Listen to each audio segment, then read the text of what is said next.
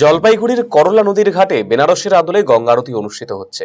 বারুণী মেলা উপলক্ষে জলপাইগুড়ির মোহিতনগর ডাঙ্গাপাড়া এলাকার করলা নদীর ঘাটে এটি অনুষ্ঠিত হয়। এলাকার মা শ্মশানকালী পুজো কমিটির পক্ষ থেকে এই উদ্যোগ গ্রহণ করা হয়েছে। উদ্যোক্তারাই বছর দুয়েক আগে বেনারসে যান, সেখান থেকে অনুপ্রাণিত হয়ে দ্বিতীয়বারের জন্য গঙ্গা আরতির প্রস্তুতি শুরু করেন তারা। অগণিত মানুষ এবারও করলা নদীর পাড়ে এই গঙ্গা আরতি দেখার জন্য ভিড় জমিয়েছেন। এ বিষয়ে মন্দির কমিটির সভাপতি রঞ্জিত রায় জানিয়েছেন, এবার আমাদের দ্বিতীয় বছরে পদার্পণ। গত 27শে মার্চ বৃহস্পতিবার সন্ধ্যা থেকে আরতি শুরু হয়েছে। টানা 7টি সন্ধ্যা অর্থাৎ 2রা এপ্রিল পর্যন্ত চলবে সন্ধ্যা আরতি। এবারও বেনারস থেকে 5 জন পুরোহিত সন্ধ্যা আরতি শুরু করেছেন। করুণাপনা আসছিল আমাদের 2 বছর আগে, তখন আমি প্রথম গিয়েছিলাম বেনারসে। সেখানে আমি এই গঙ্গা আরতি দেখেছিলাম।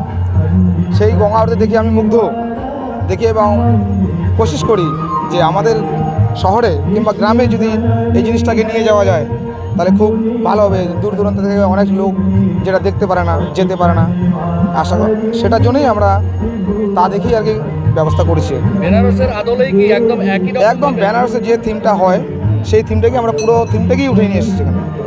এবং বেনারস থেকে যে আমাদের পণ্ডিতগণ আছে সব বেনারস থেকে আগত। গত বছর তো 6 জন ছিল, এবছর 7 জনকে দ্বারা আমাদের অনুষ্ঠিত হচ্ছে। একদম বেনারস থেকে আনা হয়েছে। হ্যাঁ, এইবার লোক সংখ্যা মানে কত দূর থেকে মানুষ আসছেন, কত মানুষ আসছেন এই বছর যে গত বছর প্রথম বছরের তুলনায় আমরা দ্বিতীয় বছর যে ঘটছে, দ্বিতীয় বছরে প্রথম দিন তো ভিড় ছিল, কিন্তু সেই তুলনায় আজকে চতুর্থ দিনের এত ভিড় হয়েছে, বহু দূর দূরান্ত থেকে লোক আসছে। মোটামুটি ধরে নেন যে শিলিগুড়ি, কোচবিহার, আলিপুর সব জায়গা থেকে আসছিল। হ্যাঁ, আগামী বছর কি পরিকল্পনা?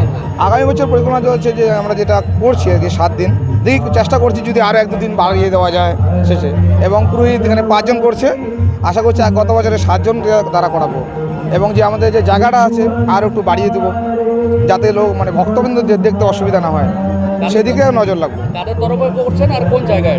আমাদের জায়গাটা ডাঙ্গাপাড়া মা শ্মশানকালী মন্দির কমিটির পক্ষ থেকে।